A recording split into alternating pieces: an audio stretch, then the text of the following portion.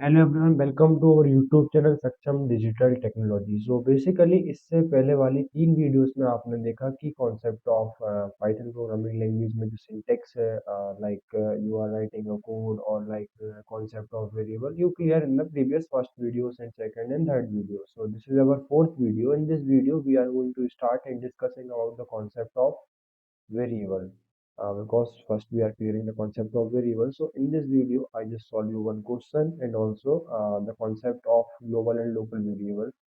So first we are start with the swiping two number with the third variable. So basically we are clearing the concept of variables. So I just solve one question, like we have a, like we have a is to be 10 and b is to be 20. तो आपके पास simple a की value 10 है, b की value 20 है और आप चाहते हैं कि आपका आंसर, लाइक आप यदि a और b को यदि प्रिंट करें, like a a and b को आप प्रिंट करें तो आना चाहिए आंसर आना चाहिए 2010, क्योंकि आपको दोनों को एक दूसरे के साथ स्वैप करना है।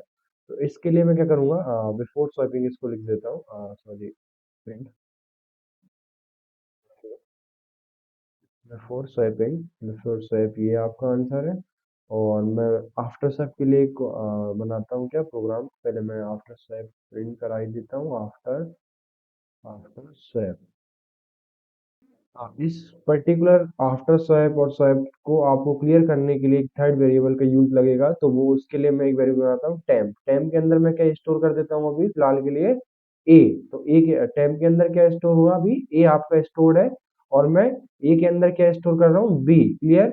और बी के अंदर मैं यदि टेम्प को स्टोर कर दूं तो आपका आउटपुट क्या आएगा, आप प्रिंट करके देखिए, print a comma b, you get output 2010। अब इसके अंदर लॉजिक क्या लगा कि आपने जो आपकी 10 वैल्यू थी उसको स्टोर कर दिया टेम्प वेरिएबल के अंदर, क्लियर। अभी 10 कहाँ स्टोर्ड है, टेम्प के अंदर। उसके बाद आपने जो ए था उसमें आपने स्टोर कर दिया बी को, तो आपका जो ए था वो सेफ होके बी के अंदर, सॉरी, बी था वो ए के अंदर आ गया। उसके बाद आपने बी के अंदर ए की वैल्यू लाई कैसे, आपके टेम्प वेरिएबल के थ्रू, जो कि आपका डेटा स्टोर था टेम्प के अंदर, क्लियर। तो इसके थ्रू आप स्वैप कर सकते हैं टू नंबर्स को। इसके बाद आप हेडिंग डालेंगे global variable. So basically global variable होते क्या है, यदि आप ग्लोबल और लोकल वेरिएबल की बात करें तो लोकल वेरिएबल को आप इन फंक्शन और a particular block of code के अंदर यूज कर सकते हैं। और यदि मैं ग्लोबल वेरिएबल की बात करूं तो आप उसको आउटसाइड द फंक्शन डिक्लेयर करते हैं और outside the function inside the function use कर सकते हैं, क्लियर। तो मैं ग्लोबल वेरिएबल हेडिंग डालने के बाद आपको इसका कॉन्सेप्ट ग्लोबल के साथ स्टार्ट करूंगा। So we are creating a heading. So our heading is to be created. So अब आपके पास ऑप्शन है कि आप सबसे पहले एक वेरिएबल क्रिएट किए, तो मैं एक ग्लोबल वेरिएबल क्रिएट करता हूँ जो कि आउटसाइड द फंक्शन है, क्लियर। मैंने ये ग्लोबल वेरिएबल बना लिया। उसके बाद मैं एक फंक्शन बनाता हूँ जिसका नाम होगा माय फन, क्लियर। उसके बाद मैं उसमें वैल्यू लिखता हूँ कि प्रिंट करिए माय नेम इज, यहाँ पे मैं इसको वैल्यू गेट करूंगा, तो आप देखेंगे कि यहाँ पे मैं प्रिंट करता हूँ अमित, क्लियर। तो जो नेम है मेरा, नेम नाम का वेरिएबल, मैं उसको यहाँ पे प्रिंट करता हूँ, ठीक है।